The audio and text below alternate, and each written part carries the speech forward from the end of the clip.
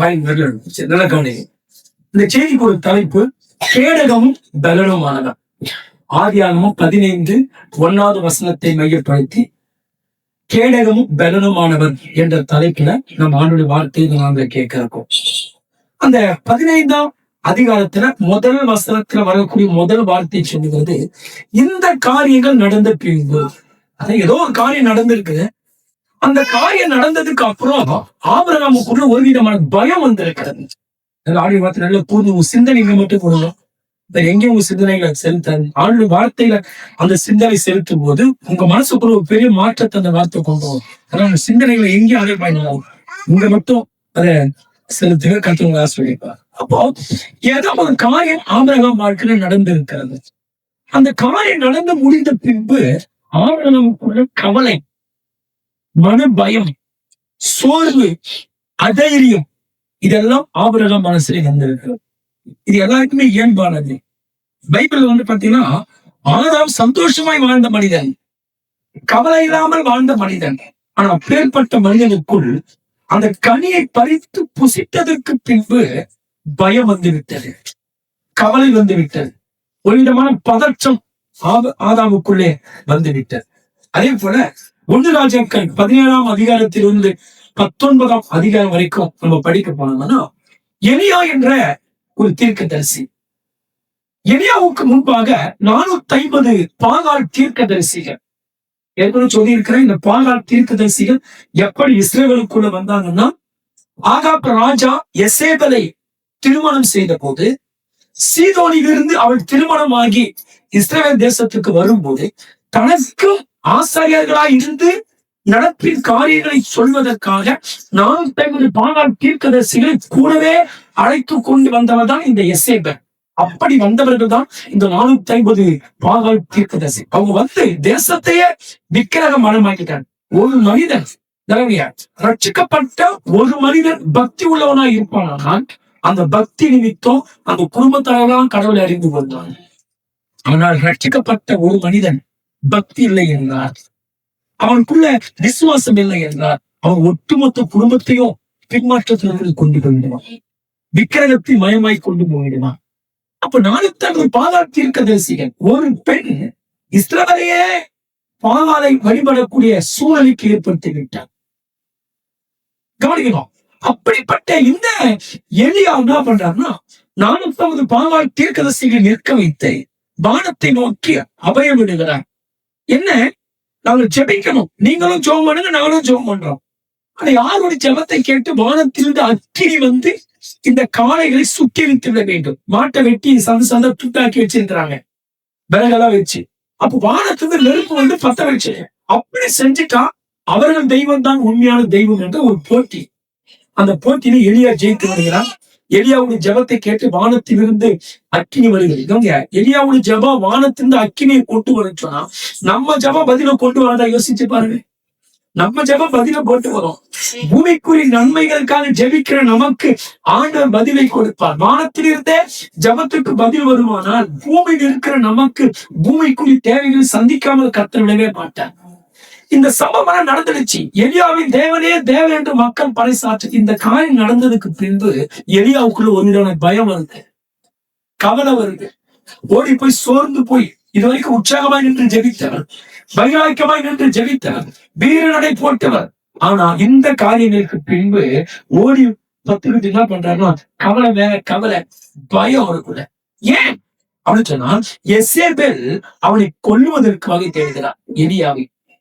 அப்போ ஒரு காரியம் நடந்ததுக்கு பின்பு, நல்ல காரியமா நடந்தா அந்த காரியத்துக்கு பின்பு மனசுல சந்தோஷம் வருது, மனசுக்குள்ள தைரியம் வருது, அவரோடு எதிர்பார்க்கிறோம். ஆனால் ஒரு காரியம் நம்ம மனசுக்கு பிடிக்காம நடந்துச்சானா அந்த காரியத்திற்கு பின்னாடி மனசு நிறைய கவலை வந்துடுது, நமக்கு பயம் வந்துடுது, சோர்வு வந்துடுது. அதே போலத்தான் இந்த காரியங்களுக்கு பின்பு ஆபிரகாம் பயந்து கொண்டிருந்தார். என்ன காரியம் ஆபிரகாமுக்கு நடந்ததுன்னா, கூடவே இருந்த லோத்து, சகோதரனுடைய மகன் லோத்து கூடவே இருந்தார். கூடவே இருந்தவர் என்ன பண்ணா, ஆபிரகாம் விட்டு பிரிச்சு போயிட்டார். எனக்கு எப்போதுமே பிரிவு என்பது மிகப்பெரிய ஒரு சங்கடமான. சில நேரத்துல மனிதர்கள், நாம் நேசித்த மனிதர்கள் நம்ம விட்டு பிரிந்து போய் விடுவார்கள். நிறைய நேரத்துல மனிதர்களை கடவுள் நேசிக்கிறார். ஆனால் நேசித்த கடவுளை விட்டு மனிதர்கள் பிரிந்து விடுகிறார்கள்.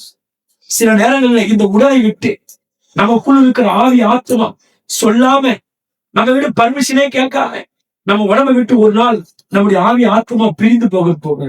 அப்ப பிரிவு என்பது மிக மிக கஷ்டமான ஒரு காரியம். கெத்செமனே தோட்டத்துல இயேசு ஜெபிக்கிறார். இமைப்பொழுதுதான் பிதாவான குமாரனை விட்டு பிரிய போகிறார். அந்த பிரிவு தாங்க முடியாம, ஆண்டவரே இந்த பாத்திரம் எனக்கு நேரிடக்கூடாது, இந்த சம்பவம் எனக்கு வரக்கூடாது என்று ஜெபிக்க. அப்ப பிரிவு ரொம்ப ரொம்ப கஷ்டமானது. உங்களுக்கு நான் நேசித்த ஒரு என்னை விட்டு பிரிவது என் மனசு பாரப்படும். அதே போலத்தான் ஆண்டவர் நேசித்த நாம் அவரை விட்டு நாம் பிரியும் போது, அவரை விட்டு நாம் தூரம் போகும்போது அவர் மனசு மிகுந்து துக்கப்படுகிறது. ஆனால் ஆண்டவர் மனசை துக்கப்படும்படியா நம்ம வாழக்கூடாது. அது நம்ம வாழ்க்கைக்கு சந்தோஷத்தை கொடுக்காது, நம்ம வாழ்க்கைக்கு அது பலனை கொடுக்காது. நம்மளை விட்டு ஒரு பிரிந்து போகும் எப்படி துக்கப்படுவோம், அதே போலத்தான் நான் என்னுடைய தகப்பனாகி அவரை விட்டு நான் பிரியும் போது உன் மனசு எப்படி கஷ்டப்படுதோ, அதே போல பல மடங்கு என் பிள்ளைங்க என்னை விட்டு புரிஞ்சுட்டாங்கன்னு சொல்லி ஆண்டவர் கஷ்டப்படுகிறார்.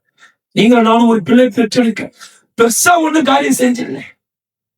ஒரு தாய் பிள்ளையை சுமந்தான், ஆண்டவர் கொடுத்ததினாலே அவன் சுமந்தான். உணவு ஊற்றினால், தாளாற்றினால், பாதுகாத்தால், பராமரித்தால், படிக்க வைத்தால், எல்லாம் செய்தார்கள். இதுதான் ஒரு தாய் தகப்பனுடைய கடமை. ஆனால் ஆண்டவர் அப்படி அல்ல. கருவிலே நம்மளை உண்டாக்கி அந்த பிள்ளையை பாதுகாத்து எந்த விதமான தீங்கு மனுபாவம் ஏற்ற காலத்தில் பிறப்பதற்கு உதவி செய்து, அந்த பிள்ளை ஜீவனோடு வாழ்வதற்கு நன்மை செய்து, அந்த பிள்ளை வளர்ப்பதற்கு வேண்டி பொருளாதாரத்தை நமக்கு தந்து ஆண்டவர் அந்த பிள்ளையை ரட்சித்து, இப்படி ஆண்டவர் பல காரியங்களை செய்யறதுனால அவருக்கு எல்லாரும் விட அன்பு மிகுதி. அதனால நம்ம பிள்ளைங்க நம்மளை விட்டு பிரிய போது நாம் எப்படி வேதனைப்படுகிறோமோ, அதே போலத்தான் நம்மளுடைய தகப்பனாகிய இயேசு கிறிஸ்து அவரை விட்டு நாம் பிரியும் போதும், அவரை விட்டு நாம் தூரமாய் போய்விடும் போதும் அவர் நம்மை குறித்து மிகுந்து துக்கப்படுகிறார். அவர் துக்கப்பட்டால் நம்ம வாழ்க்கைக்கு அது சந்தோஷம் இல்லையா? அப்பா அம்மா சொல்லி, நான் துக்கப்பட்ட நான் வயிறு எரிஞ்சா வாழ்க்கை நல்லா இருக்காதுன்னு சொல்லி நிறைய பேர் சொல்லுவாங்க பெரியவங்க. அது மாதிரி ஆண்டவர் நம்மை குறித்து துக்கப்பட்டார், நம்ம வாழ்க்கைக்கு அது ஆசீர்வாதம் கிடையாது. கவனிக்கணும், ஆபிரகாம் லோத்து ஒற்றுமையாய் வாழ்ந்தவர்கள்.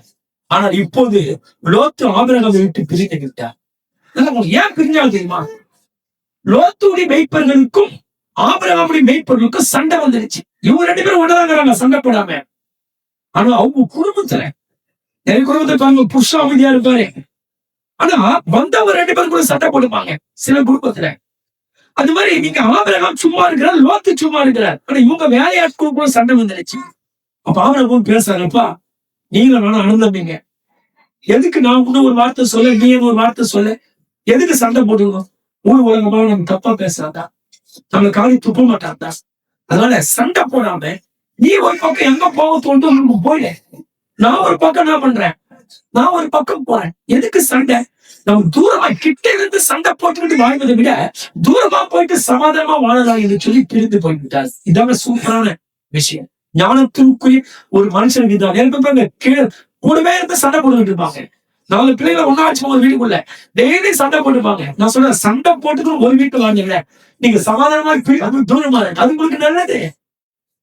அதான் வேத கற்றுக் கொடுக்கிறது. நிறைய பேர் கூடவே இருக்க நினைப்பாங்க, ஆனா டெய்லி சாப்பிட என்ன அர்த்தம்? உடம்பு கூட இருக்கு, ஆத்தமா தூரமா தான் சண்டை போடுறது. அப்ப ஆபிரகாம் லோத்து, ஆபிரகாம் போய் அற்புதமாய் பேசுகிறான். நமக்கு எதுக்கு சண்டை? ஞானமாய் பேசுகிறான். நான் ஒரு பக்கம் போறேன், நீ ஒரு பக்கம் போ, இனிமேல் உன்னுடைய காரியத்தை நீ பாத்துக்க, என்னுடைய காரியத்தை நான் பாத்துக்கிறேன்னு சொல்லி சண்டை இல்லாமல் சமாதானமாய் பிரிந்து போய்விட்டார். இப்ப லோத்து போயிட்டார். கவனிக்க, லோத்து பிரிந்து போன போது ஆபிரகாமுக்குள்ள சோர்வு வந்துட்டேன். ஐயோ, இவ்வளவு காலம் கூட இருந்தவன் என்னை விட்டு பிரிச்சு போயிட்டாரு. நல்லா கவனிக்கணும், எவ்வளவு காலம் கூட இருந்தவன் என்னை விட்டு போயிட்டான்னு சொல்லி அவர் மனசெல்லாம் ஒரு கவலை, மனசெல்லாம் ஒன்றை உங்களுக்கு ஒரு சத்தியத்தை இந்த இடத்துல உங்களுக்கு சுட்டி காட்டுகிறது. லோத்து தான் ஆபிரகாமை விட்டு பிரிந்தாரே தவிர ஆண்டவர் ஆபிரகாமை விட்டு பிரியவில்லை. இதை தெரிஞ்சுக்கணும். நம்மளை விட்டு மனுஷங்க தான் பிரிஞ்சு போவாங்க, பிள்ளைங்க பிரிஞ்சிருவாங்க, தாய் தகப்பனும் பிரிஞ்சிருவாங்க, கணவன் பிரிந்து விடுவார், கணவனை விட்டு மனைவி பிரிந்து விடுவார், கூட பிறந்தவர்கள் பிரிந்து விடுவார்கள், நேசித்தவர்கள் பிரிந்து விடுவார்கள். ஆனால் கர்த்தர் எப்போதுமே கூட இருப்பார். ஏன் மனிதனுக்கு எப்போதுமே ஒற்றுமை விரும்புகிற சுபாவம் நேர்கடி கிடையாது. நான் சொல்றேன், கூடுமான வரைக்கும் நம்ம ஒற்றுமையா வாழ கத்துக்கணும். குடும்பமானாலும் சபையானாலும் கூடுமான அளவுக்கு சமாதானமாக இருங்கள் என்று வேணும். கூடலையா சண்டை போடுங்க, தூரமா போய் தூரமா இருந்து சமாதானத்தை மெயின்டைன் பண்ணுங்க. கிட்ட இருந்து சண்டை போடுங்க நீ நான் அப்படி சொல்லி அசிங்கப்படுத்திக் கொள்வதை காட்டிலும் தூரமாய் போய் சமாதானமாய் வாழ்வது நல்லது. இதைத்தான் ஆபிரகாம் நல்ல முடிவு எடுக்கிறார். அப்ப நல்லா கவனிக்கலாம். ஆபிரகாமை விட்டு லோத்து தான் பிரிந்தாலும் தவிர ஆபிரகாமை விட்டு கடவுள் என்ன பண்ண? அப்ப இருக்கிற நம்ம வாழ்க்கைக்குள்ள நிறைய பிரிவுகளை ஏற்படுத்திருக்கலாம். அவன் நேசிச்சவங்க பிரித்து இருப்பாங்க. நான் சொல்றேன், மனிதர்கள் தான் உங்களை விட்டு பிரிந்தார்கள்.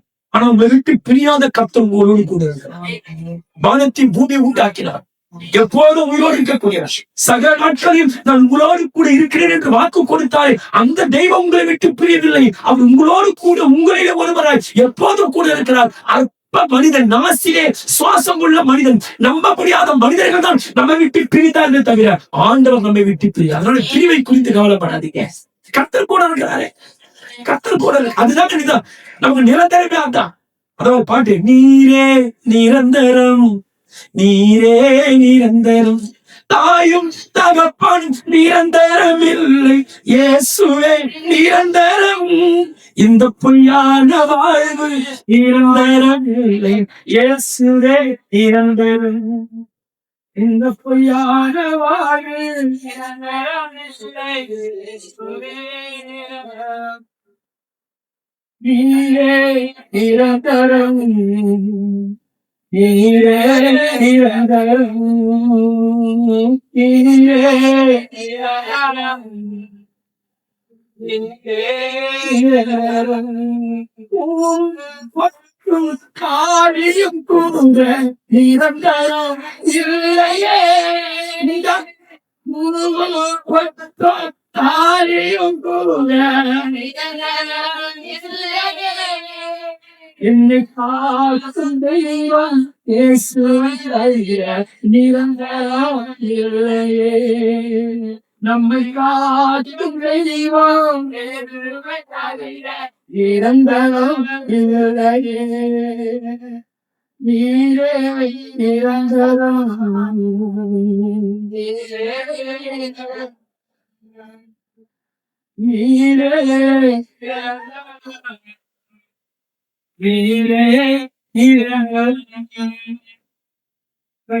இந்த சரீரத்தில் இருக்கிற ஆவி ஆத்மா நமக்குள்ள எத்தனை காலம் வாழும்? இது நிரந்தரமா அந்த கூடாரத்தில் இருக்குமா? ஒரு நாள் என்கிட்ட சொல்லாம, என்கிட்ட பர்மிஷன் வாங்காம, என் அனுமதி பெறாம எனக்குள்ள இருக்கிற ஆவி ஆத்மா ஒரு மாதிரி என்னை விட்டு பிரித்து போயிடும். அப்போ எனக்குள்ள இருக்கிற உயிர் கூட எனக்கு நிரந்தரமானது இல்லை.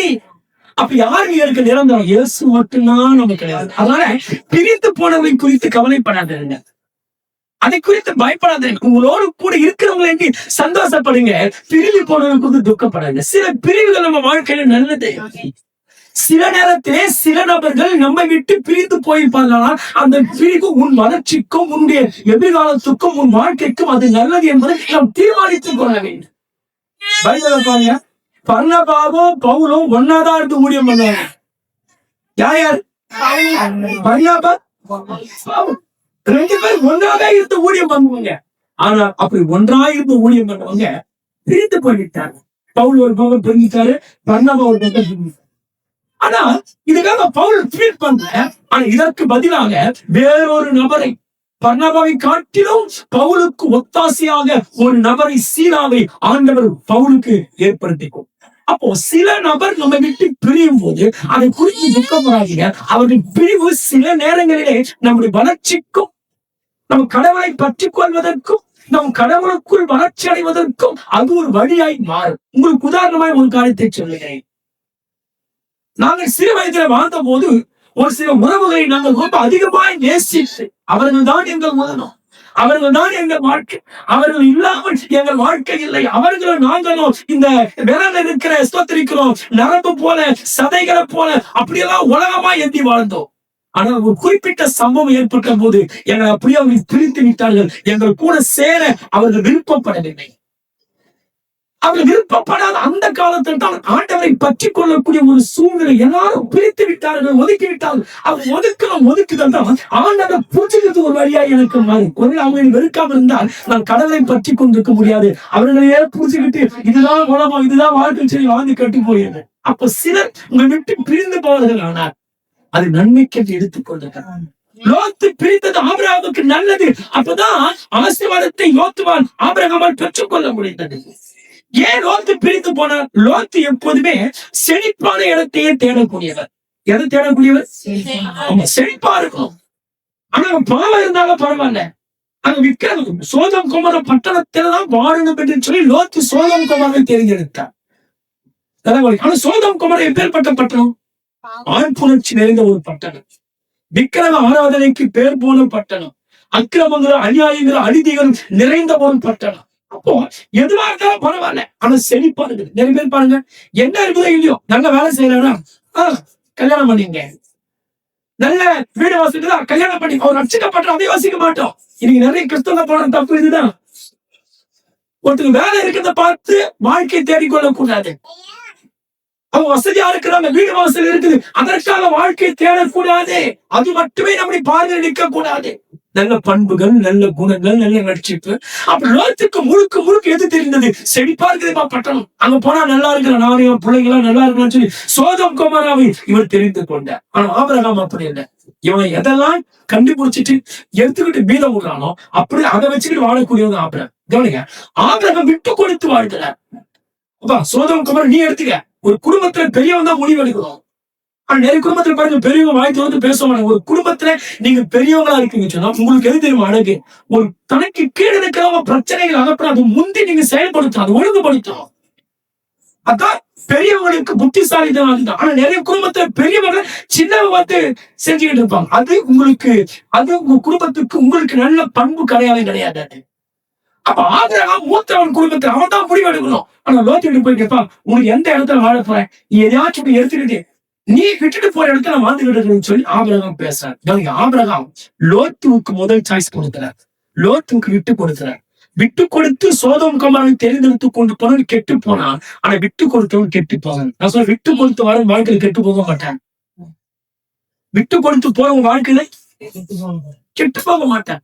உங்ககிட்ட பறிச்சுக்கிட்டு போறவன் கெட்டு போவான தவிர, விட்டு கொடுத்து விட்டு சமாதானத்தை தேடி போகிறவன ஆண்டவர் ஒரு நாளும் கெட்டு போக விடவே மாட்டார். கெட்டு போக. அப்ப இந்த சோதம் குமாரா பட்டணத்துல லோத்து எப்படி இருந்தான்னா, எல்லாரும் தன் கண்களுக்கு நிச்சயாதை மட்டுமே தேடுது. தன் கண்களுக்கு எது பிரியம் அதை மட்டுமே லோத்து தேடினார். பாருங்க, பைபிள் எப்போதும் எது கண்களுக்கு பிரியமானது என்று தேடினார்களோ அவங்கள வாழ்க்கை நஷ்டம் அடைஞ்சிருக்கிறாங்க. ஆனா கர்த்தருக்கு எது பிரியம் என்று தேடினார்களோ அவங்க வாழ்க்கையில கெட்டு போக இல்லை. சிம்சோன் பாருங்க, இந்த பெண் என் கண்ணுக்கு பிரியமா இருக்கிறார். ஆனா பாருங்க, லைஃப்ல கெட்டு போயிட்டாரு, மனைவி இழந்து போயிட்டாரு, வாழ்க்கையை தொலைச்சிட்டாரு. அப்போ ஒரு காரியத்துல ஒரு முடிவை எடுக்கும் போது என் கண்ணுக்கு பிரியமான்னு சொல்லி பார்க்க கூடாது. ஆண்டவருக்கு இது பிரியமா? வாழ்க்கையானாலும் ஊழியமானாலும் எந்த ஒரு காரியமானாலும் இது கடவுளுக்கு பிரியமா? அதை சார்ந்து கொண்டால் கடவுள் அதுல உத்தரவாதியா இருந்து கர்த்தரமே நடத்துவார். அது மட்டும் என்ன, லோத்து எப்படிப்பட்ட ஆளுனா, ஆபிரகாமோடு கூட இத்தனை வருஷமா இருந்தவரே, ஆனா ஆபிரகாமுடைய எந்த அனுபவத்தையும் லோத்து கற்றுக்கொள்ளவில்லை. ஆபிரகாமுடைய அனுபவம் எப்படி? ஆபிரகாம் பாருங்க, எதையுமே கடவுள் சொல்றதை கேட்டு செய்யக்கூடியவர். எந்த ஒரு காரியம் ஜபம் பண்ணி கடவுளுடைய கேள்வி ஒரு காரியம், எந்த ஒரு உங்களுக்கு ஆலோசனை இல்லைன்னா சீர்கட்டு போடுமா பைபிள் சொன்ன. அப்ப எந்த ஒரு காரியமான எடுத்தெடுப்புல செய்து யோசிக்க கூடாது. நீங்க உட்கார்ந்து ஜபம் பண்ணி இந்த காரியத்தை செய்யலாமா? அப்படிதான் ஊழியத்தை எல்லாமே அப்படிதான் செஞ்சு கொடுக்க. இது வரைக்கும் ஊழியத்துல யாரை தேர்ந்தெடுக்கணும், யாரை தேர்ந்தெடுக்க கூடாது, யாரை நடத்தணும், எப்படி செய்யணும், எங்க இடத்து யாரை வைக்கணும், எல்லா காரியங்களும் இதுவரைக்கும் ஆண்டவர் உடைய சமூகத்துல ஆலோசனை கேட்டுதான் பண்ணுவோம். அப்ப ஆண்டோட பிள்ளைங்க ஆண்டவருக்குள்ள வரும்போது எந்த காரியமான உடனே செய்யணும்னு நினைக்க கூடாது. உட்கார்ந்து ஜபம் பண்ணி ஆண்டவர்கிட்ட ஆலோசனை கேட்டு ஞானத்தை கேட்டு அப்படிதான் ஒரு காரியத்தை செய்யாதீங்க. அது வியாபாரமா இருக்கலாம், அது ஒரு வேலையா இருக்கலாம், அது எந்த ஒரு காரியமா இருக்கலாம். எதுவானாலும் ஜெபித்து ஆண்டவர் கொடுக்கிற ஞானத்தை ஆலோசனை பெற்ற பின்புதான் ஒரு காரியத்தை செய்தால் அது சிறப்பா இருக்கும். இல்ல உங்க சுய புத்தியில, உங்க சுய ஞானத்துல, உங்க பார்வைக்கு பிரியமானதை நீங்கள் செய்யும் போது அது எப்படி இருக்குன்னு சொல்லி உங்களுக்கு தெரியாது. ஏன் நம்ம அறிவு குறைவானது, நாளை நடப்பது நமக்கு தெரியாது. கவனிக்கணும். அப்ப ஆபிரகாம் எல்லாவற்றையும் கேட்டு செய்கிறவன், ஆனா லோத்து எதுவுமே கேட்காம செய்யக்கூடியவன். இப்பேற்பட்ட ஆபிரகாம் பலிப்பீடங்களை கட்டி பல இடத்துல தொழுது கொண்டார். ஆனா அவரோடு கூட இருந்த லோத்து ஒரே ஒரு இடத்துல பலிப்பீடம் நடக்கல. அப்ப என்ன, கூடவே இருந்தாலும் கற்றுக்கொள்ளுகிற சிந்தனை இல்லாத, கூடவே இருப்பாங்க, ஆனா எதுவுமே கற்றுக்கொள்ளவே மாட்டாங்க. கர்த்தருடைய பிள்ளைங்க கூட இருக்கும் போது, ஒரு ஊழியக்காரங்களோடு இருக்கும் போது, ஊழியக்காரர்கள் வழியாக சில அனுபவங்களை கற்றுக்கொள்ளக்கூடிய சிந்தனை வர வேண்டும். பிள்ளைங்க உங்க அம்மாவோடு இருக்கிறீங்க, அப்பாவோடு இருக்கிறீங்க, அவங்க வழியா கூட வரக்கூடிய நல்ல விஷயங்கள் கத்துக்கணும். சில குடும்பத்தை பாருங்க, அம்மா அதிகாலையில எடுத்து சாணி தெளிப்பாங்க, அதிகாலையில எடுத்து பெருக்குவாங்க, அதிகாலையில எடுத்து வீட்டோட வேலையை செய்வாங்க.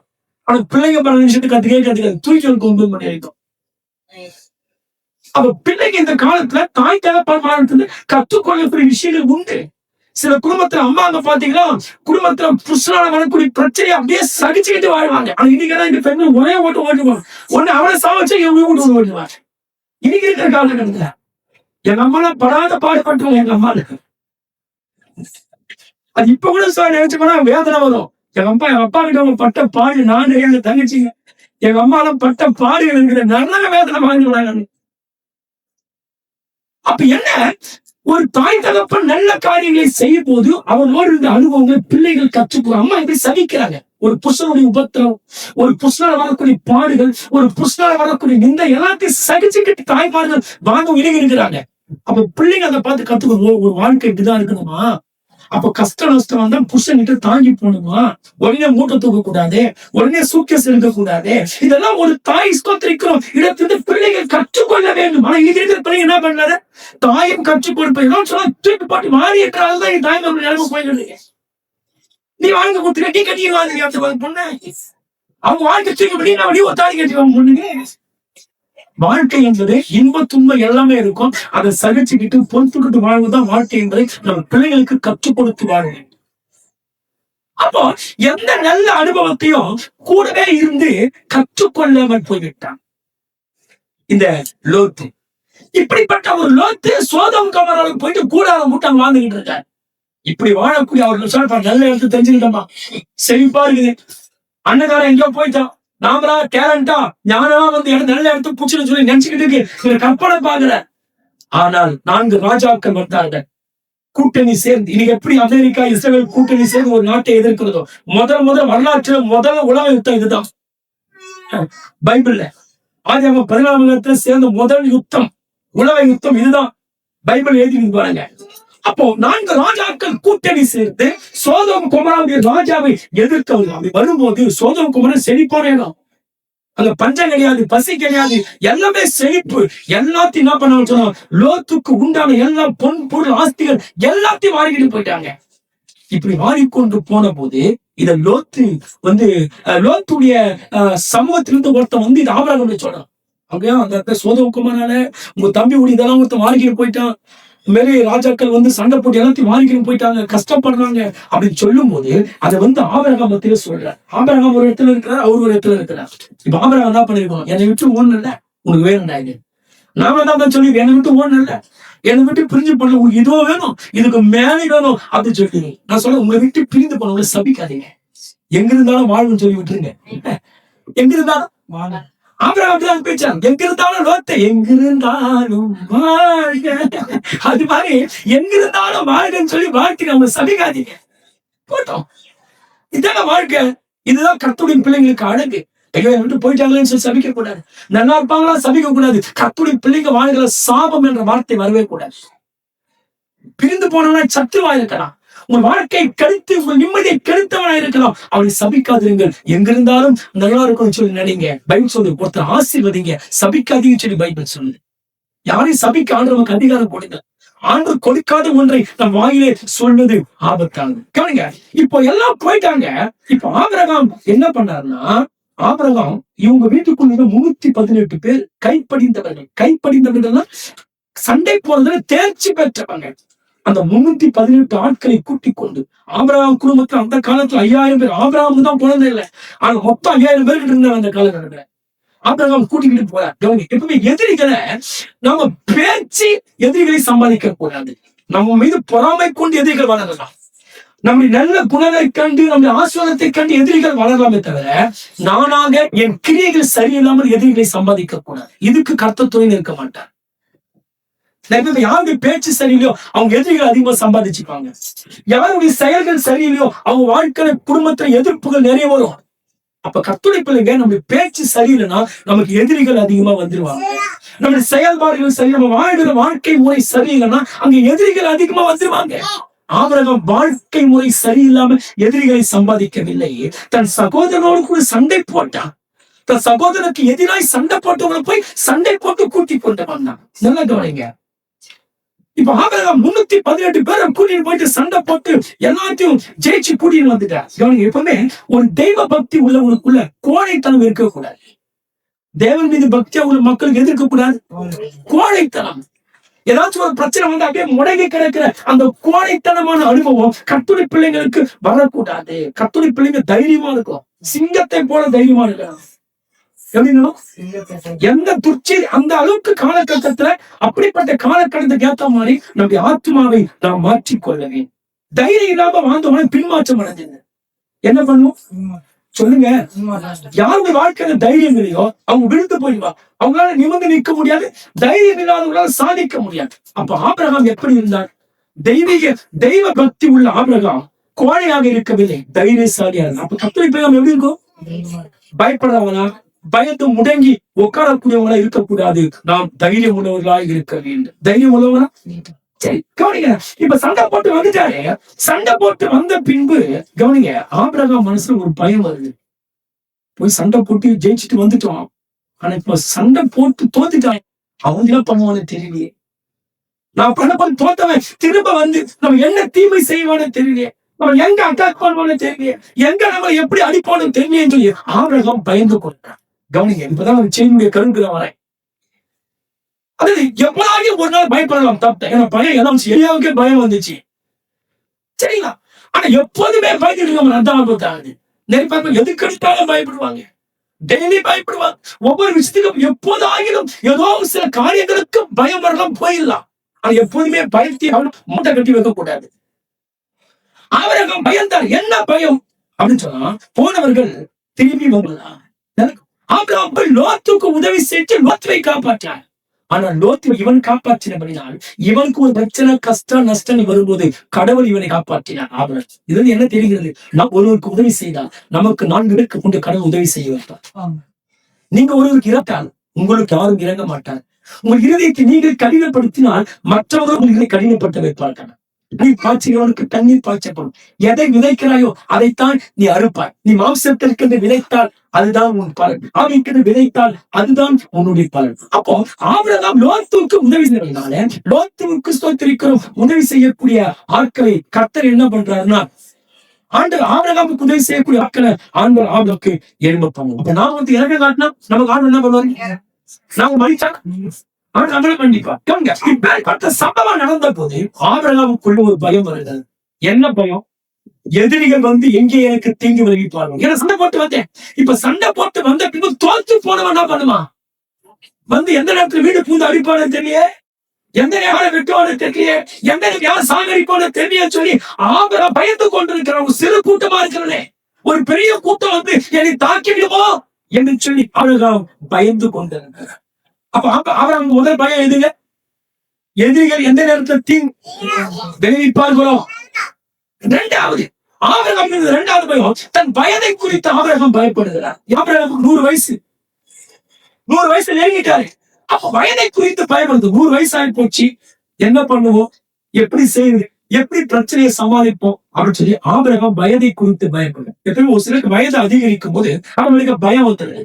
முடி நிறைக்கும் போது பயம் வருது. பிள்ளைங்க காப்பாற்றுவாங்களா, பிள்ளைங்க காப்பாற்ற மாட்டாங்களா, யார் சோறு போடுவாங்க, யார் நம்மளுக்கு தேவையில்லை சந்திப்பாங்க, நாளைக்கு கீழே முதிர்ச்சா யாரு தூக்குவாங்க சொல்லி வயது முதிரும் போது பயம் வந்து விடுறது மனசுக்குள்ள. ஆனா ஆண்டவர் இதுவரை நான் உன்னை தாங்கினேன். உன் சிறு வயதுல நீ கருவில் இருக்கும் போது, நீ வளரும் போது, நீ வாலிபத்தில் வரும் போது, என்னை தெரிந்து கொள்ளாமல் ஓடின போது, உன்னை ரட்சித்த போது இதுவரைக்கும் நான் தானே உன்னை தாங்கினேன். நான் தான் உன்னை தப்பு வைத்து நானே உன்னை தூக்கி சுமந்தேன், எல்லாம் செய்தேன். ஆனா முதிர் வயது விட்டுவேனா? இதுவரை நான் உன்னை தாங்கினேன். உன் முதிர் வயது மட்டும், உன் நரை வயது மட்டும் நானே உன்னை தாங்குவேன், ஏதுவேன், சுமப்பேன், தப்பு வைப்பேன் என்று சொல்லி ஆண்டவர் ஸ்தோத்திரிக்கிறோம். இந்த காட்டை கொண்டு நீ பயப்படாதே என்று சொல்லுகிறேன். அப்ப ஆபிரகாமுடைய 2வது பயம் எதுங்க? முதல் பயம்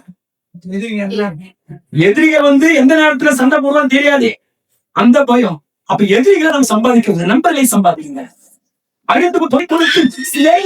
நித்திய ஜீவனுக்கு சம்பாதிங்க. ஆனா சண்டை போட்டு சுத்தி எதிரியை சம்பாதிச்சு வச்சிருப்பாங்க. நிறைய பேர் சொல்லி இவங்களோட நான் பேச மாட்டேன், அவங்களோட நான் பேச மாட்டேன். ஒரு முறை ஒரு வீட்டு கூட்டத்திற்கு என்னை அழைத்திருந்தாங்க. செய்தி கொடுக்கல, அந்த கூட்டத்தை அட்டன் பண்ண அழைச்சிருந்தாங்க. அப்ப நான் போயிருந்தேன். அந்த வீட்டுக்குள்ள கூட்டம் நடத்துறவங்க குறித்து இன்னொரு நபர் சாட்சி ஒரு சர்ச்சு தாங்க நடத்துறாங்க. ஆனா சுத்தி யாரும் அவரை பேச மாட்டாங்க. எல்லாரும் கூட ஒரு சண்டை போடுவாங்க. அப்ப என்ன சொல்ல கத்தோலிக்கலைங்க, நம்ம சுத்தி இருக்கிற எல்லா மக்களையும் நம்ம சண்டைக்காரர்களை வளர்த்து கொள்ளக்கூடாது, சிநேகிதர்களை நம்ம மாற்றி வைக்கவே. அதான் நித்திய ஜீவனை குறித்து அறிவு இருக்கு. நான் நிறைய பேர் பாருங்க, சுத்தி சண்டை போட்டு வச்சுப்பாங்க. எல்லாரும் யாரு எப்போ கத்த நீ எல்லாம் கத்த, எப்படி நீ உன் மாதிரி சண்டை போட்டு கத்த எப்படி இருப்பாரு? அப்ப மனுஷ தெய்வம் உங்களுக்கு தேவை இல்லையா? இயேசுவே மனுஷ தெய்வம் வளர்ந்தாரு. அப்ப நீனா இயேசுவோட பெரிய மீறாதி வீரனா? அப்படியே மனுஷ தயவை நாம் சம்பாதிக்க வேண்டும். நம்மை சுற்றி இருக்கிற மனுஷன் தயவோடு நாம் சம்பாதிக்க. எல்லாரும் கூட சண்டை போடக்கூடாது. எல்லாரும் கூட தேவையில்லாம வார்த்தையை வளைத்து தலைகளை நாம் சம்பாதித்து வைக்க கூடாது. அது உனக்கு ஆபத்தாய் மாறிடும். நமக்கு என்ன பயம்? வயசாயிடுச்சுன்ற பயம். ஆனா சொன்னாரு, வயசை பத்தி நீ பயப்படாதுன்ற. மூன்றாவது, பிள்ளை இல்லையே, பிள்ளை இல்லாம செத்து போயிடுவேனான்ற பயம். நமக்கு என்ன பயம்? ஏன்னா 100 வயசு ஆகி போச்சு, இன்னும் குழந்தை இல்லை, ஒரு செத்து போயிட்டா இவ்வளவு சொத்து இருக்கிறேன். ஆபிரகாம் செல்வ சீமானா இருந்தார். அப்ப இந்த சொத்தெல்லாம் யார் ஆக்கிரமிக்கிறது? பிள்ளை இல்லாமல் செத்து வேணா, அவன் பிள்ளை இல்லாமல் செத்துட்டு அந்த சொத்து யாருக்கு என்று பயந்து குறுக்கு வயலில் யோசிக்கிறார். ஒரு தத்து எடுத்துக்கிட்டா அவனுக்கு சொத்து போயிடுமே என்று சொல்லி தன் வீட்டு வேலைக்காரனாக எலியேசரை தத்தெடுக்கிறான். நிறைய பேர் வந்து அவசரப்பட்டு கடவுள் கொடுக்கறதுக்கு முன்னாடியே ஏதோ கடவுளுக்கு குழந்தை கொடுக்கிற வல்லமை இல்லை, கடவுளுக்கு ஒரு காரியத்தை செய்யற வல்லமை சொல்லி நிறைய பேர் பிள்ளைகளை தத்தெடுக்கிறாங்க. என்ன காரணம்? அவங்களுக்குள்ள நம்பிக்கை இருக்கு, அவங்களுக்குள்ள சந்தேகம், அவங்களுக்குள்ளே ஒரு விதமான அவிசுவாசம். அப்ப ஆபிரகாம் மூன்றாவது எதற்காக பயந்தார் சொல்லுங்க? பிள்ளை இல்லாமல் மறித்து விட வேண்டும். நான்காவது பயம் எதிர்காலத்தை குறித்த பயம். எதை குறித்த பயம்? எதை குறித்த பயம்? எதிர்காலத்தை குறித்த பயம். என்ன எதிர்காலம்? எதிர்காலத்துல சொத்து சுகத்தை அனுபவிக்க யாரு இருக்கிறாங்க? நான் கண்ண மூடிட்டா என் பொண்டாட்டி யாரு பார்ப்பாங்க? இந்த சொத்து சுகத்தை யார் அனுபவிப்பாங்கன்னு சொல்லி ஆபிரகாம் எதிர்காலத்தை குறித்து அவன் பயந்து கொண்டிருக்கிறார். ஐந்தாவது பயம் ஸ்தோத்திரிக்கிறோம், தன் வீட்டில் இருக்கிற சுதந்திரவாதியை குறித்து கவனிப்போம். எலியாசரை நியமிச்சுட்டாரு. இவன் தாங்க எனக்கு பிள்ளைங்க, என் சொத்துக்கெல்லாம் இவன் தான் வாரிசு. அந்த காலத்துல ஒருத்தருக்கு குழந்தை என்னன்னா வீட்டில் இருக்கிற அடிமைகளையே அந்த வீட்டுடைய சொத்துக்கு சுதந்திரவாதியாக நியமித்துக் கொள்வார்கள். அப்ப வீட்டு வேலைக்காரனை தனக்கு பிள்ளை இல்லாதபடினாலே ஒரு சுதந்திரவாதியாக எலியேசரை ஆபிரகாம் நியமித்து விட்டார். இப்போ ஒரு பயம் வந்துருச்சு. எலியேசரை சுதந்திரவாதியை நியமிச்சிட்டோம், நாளைக்கு நம்மள தொந்திட்டோம்னா எப்படி? எல்லாத்தையும் வாங்கிக்கிறேன், நம்மள வீட்டை அமைச்சு எப்படி? ஏதோ யோசித்து ஆபிரகாம் பயப்படுகிறார். இந்த பயப்படுகிற இருதயத்தை, இந்த கவலை உள்ள இருதயத்தை கர்த்தர் பார்க்கிறார். நம்ம இருதயத்தை கர்த்தர் கவனிச்சுக்கிட்டே இருக்கிறார். உன் இருதயம் எப்படி இருக்குது? தைரியமா இருக்குதா? பயமா இருக்குதா? இல்ல அவன் நம்பிக்கையோடு இருக்கிறையா? இருதயத்துல சந்தேகம் இருக்குதா? இல்ல தப்பா யோசிக்கியா? இருதயங்களை ஆராய்ந்து அறிகிறவர். நம்மளுக்கு புருஷனுக்கு கூட இருதயத்துல ஒழுங்கு தெரியாது. புருஷன் கூடவே இருப்பாரு, ஆனா மனசுல என்ன இருக்கு தெரியாது. பிள்ளைங்க கூடவே இருப்பாங்க, மனசுல என்ன இருக்கு அவங்களுக்கு தெரியாது. ஆனா கர்த்தர் நம்மளோடு கூட இருந்து நம்ம இருதயத்தை என்ன சிந்திக்கிறோம் என்பதை இருதயங்களை ஆராய்ந்து. இப்ப ஆபிரகாம் சொன்னாரு, இந்த காலத்துல சொன்ன இந்த காரியங்கள் நடந்த பின்பு ஆபிரகாமை நோக்கி, ஆபிரகாமே நீ பயப்படாது. எதிரிகள் வந்து தாக்குவாங்களா? பயப்படாதே. வயசாகி போச்சு பயப்படுறியா? பயப்படாதே. பிள்ளை இல்லாம செத்து வேணும்னு சொல்லி பயப்படுறியா? பயப்படாதே. எதிர்காலம் எப்படி இருக்குமோன்னு சொல்லி யோசிக்கிறாயா? பயப்படாதே. இந்த வேலைக்காரன சுதந்திரவாதியை நியமிச்சிருக்கிற அவன் எப்படி நடப்பானோ? பயப்படுறியா? பயப்படாதே. அவன் ஒரு சுதந்திரவாதி அல்ல. கத்தோலிக்க எதிர்காலத்துக்கு வந்து பயப்படாது. எதிர்காலம் அவங்க கையில இருக்குதுங்க. நல்ல வேலை இல்லை, நல்ல வருமானம் இல்லை, என் பிள்ளைங்க எப்படி, என் குடும்பம் எப்படி, நான் அடிக்கடி யோசித்து கவலை போகிறேன். ஆனா அப்பெல்லாம் கர்த்தர் தேர்த்துவார். சில பிள்ளைங்க இந்த உலகத்துல இப்படிப்பட்ட சமுதாயத்துல பிள்ளைங்க எப்படி படிக்க வைக்க போறோம்? எப்படி பிள்ளைங்களுக்கு ஒரு பொன் பொருளை சேர்த்து வைக்க போறோம்? எப்படி அவன் யோசித்தாலே கவலை ஊத்துறோம். ஆனா சொல்லி, நீ என்னால் அழைக்கப்பட்ட, நான் உன்னை தெரிந்து கொண்டேன், நீ பயப்படாதே. ஆண்டு பல வார்த்தைகளை சொல்லி நம்மளுக்கு தேற்றும் போது அப்படியே ஒரு மிகப்பெரிய வீரம் மனசுக்குள்ள உண்டா, ஒரு மிகப்பெரிய தைரியம் மனசுக்குள்ள உண்டா. அதான் ஒருத்தர் பாட்டு பாடுற, எதிர்காலம் உன் கையிலே எந்த பயந்தால் நீயதே, யார் மறந்தாலும் நான் பயவே என்றே வாக்கிற்கு அழிப்பவரே.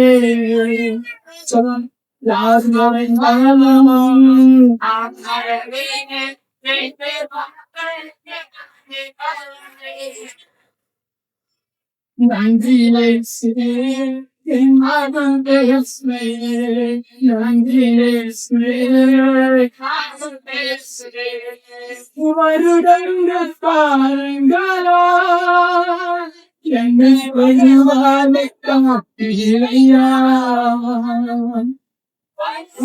இதுவரை காத்தவன் உங்களை காத்துவான்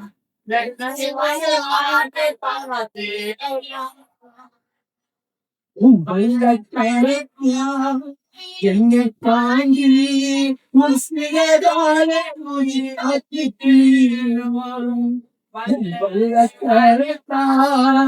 என்னை தாங்கி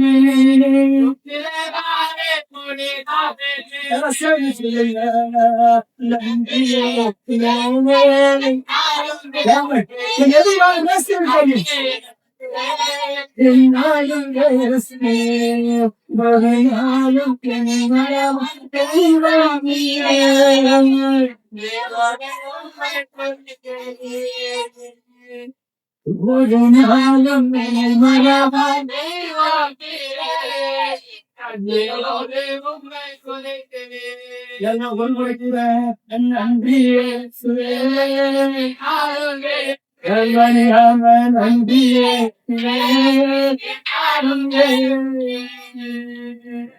இன்னைக்கு நிறைய பேர் எதிர்காலத்தை குறித்து ஒரு பயம்.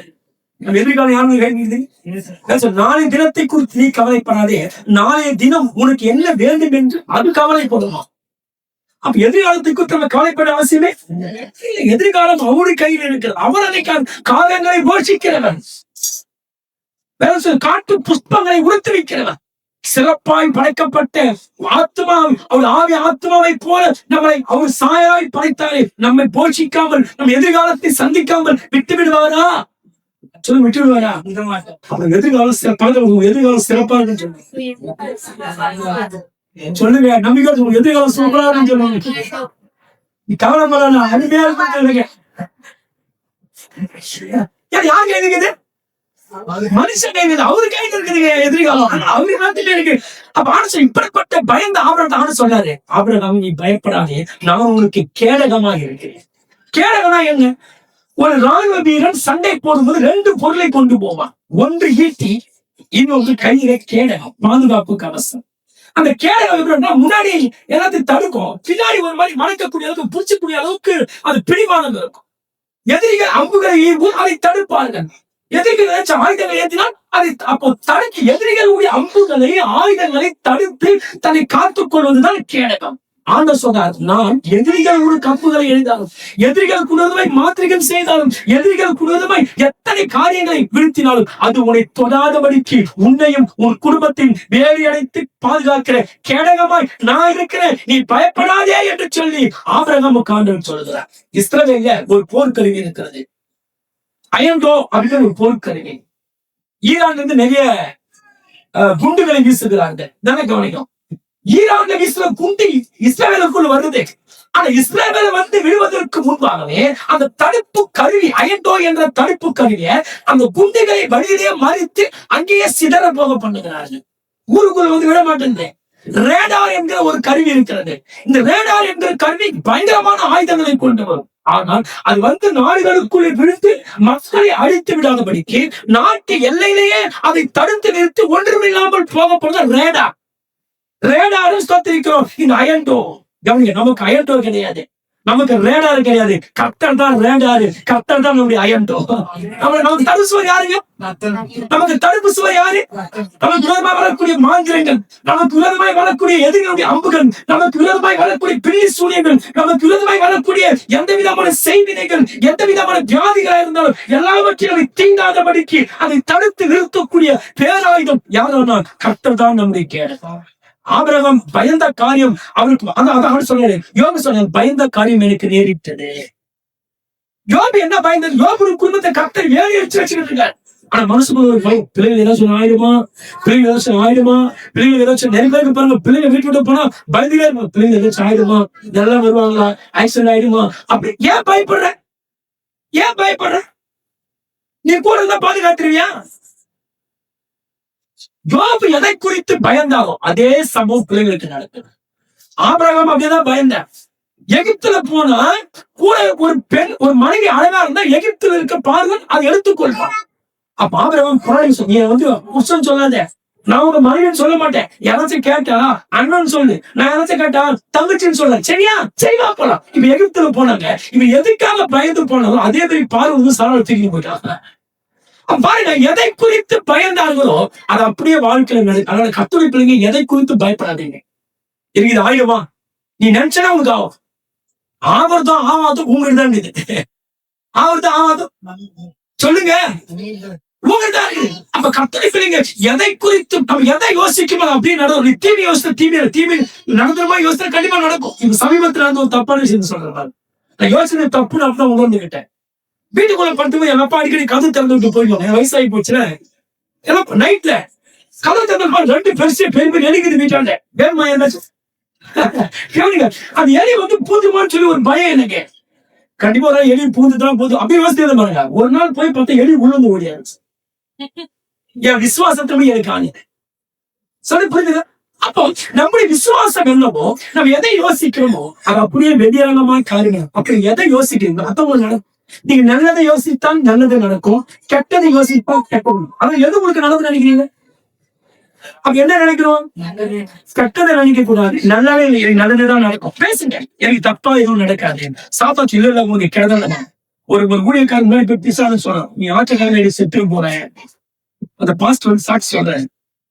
நைட்டெல்லாம் ஒரே பயங்க, பிசாசு சொல்லி ஆற்றக்காரன் செத்துருவே நீ. அந்த பாஸ்டுக்குள்ள பயங்கரமான பயம் வந்துருச்சு. ஆனாலும் பயத்துக்கு மத்தியில் பிசாசு என் ஜீவன் கத்தூரி கருத்துறது, நான் இவ்வளவு சீக்கிரத்துல சாக மாட்டேன்னு சொல்லி அது விட்டுருந்தான்னு வச்சுக்க ஆற்றலையில சாவச்சிருமா பிசாசு. அப்ப பிசாசு சில நேரத்துல மரண பயத்தை கொண்டு வருவான். இல்லாத ஒரு காரியத்தை இது ஒரு இருக்குது அதனால்தான் வலிக்குதுன்ற மாதிரி பெருசா அவனுக்கு காமிப்பான். ஆமா அப்படி தலை ஆச்சுன்னா முடிச்சு போச்சுக்கான. அதே மாதிரி பிசாசு உங்களுக்கு கொண்டு வந்துவான். அதோட எதையும் குறித்து பயப்படாது. அப்ப ஆபிரகாம் எதை பயந்தாரோ, யோபு எதை பயந்தாரோ அதுவே நடந்தது. இந்த சிச்சுவேஷன் நான் சொல்றது, நீ பயப்படாதே, நான் உனக்கு கேடகமா என்ன பண்றேன்.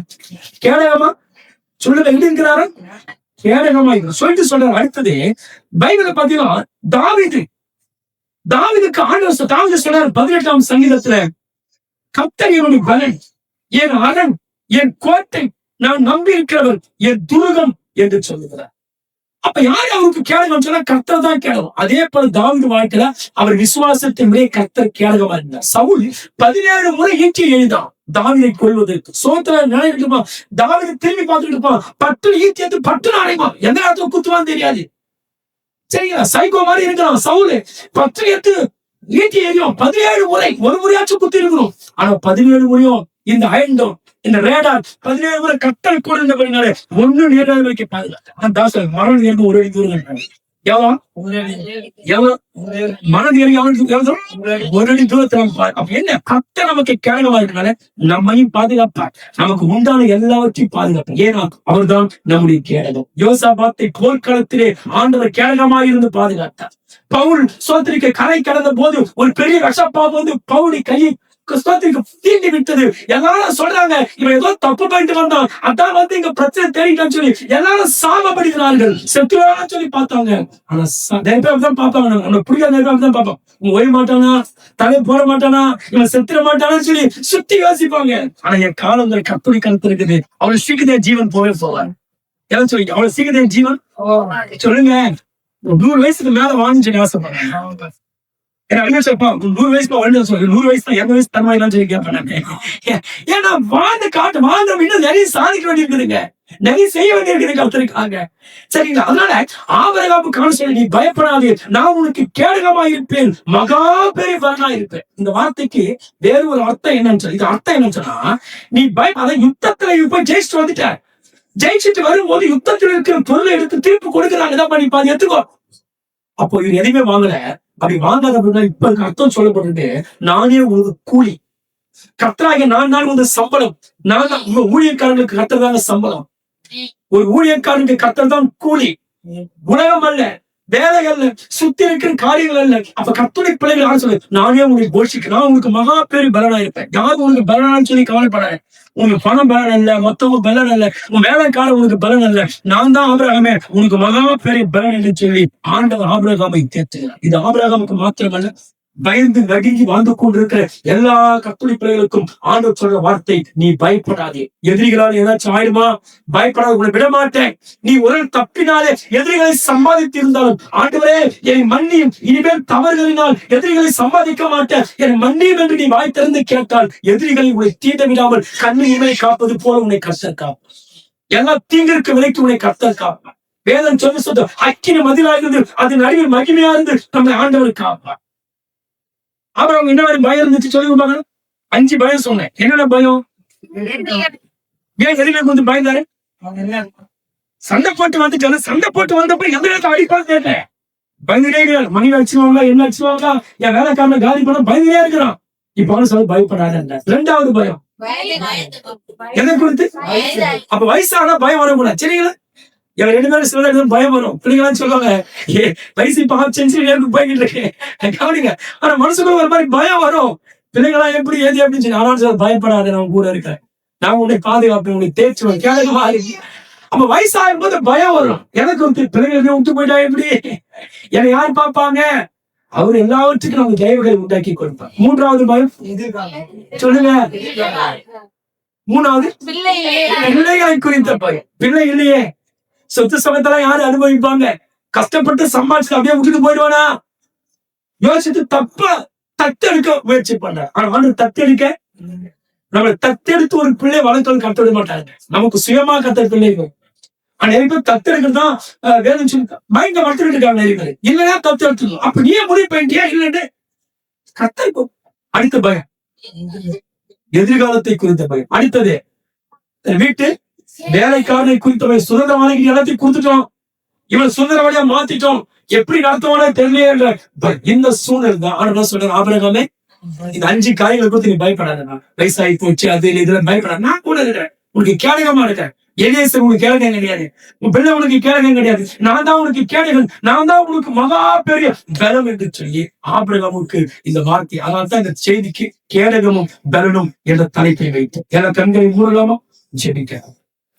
இந்த நாங்க கேட்ட வார்த்தை எல்லா கண்களையும் ஆபிரகாமே, நீ ஒரு ஆபிரகாமா போன பயந்த அனுபவத்தை நீங்க வந்துகிட்டு இருக்கீங்களா? பயம் வரும்போது மனசு முழுக்க சோர்வு வருகிறது. சோர்ந்து போனவன் எடுத்துக்கொள்ள மாட்டான், படுத்துக் கொள்வான். சோர்ந்து போனவன் தன் பணிகளை செய்ய மாட்டான். கர்த்தருடைய பிள்ளைங்க சோர்ந்து போய் படுக்கிற அனுபவத்துக்குள் இருக்கக்கூடாது.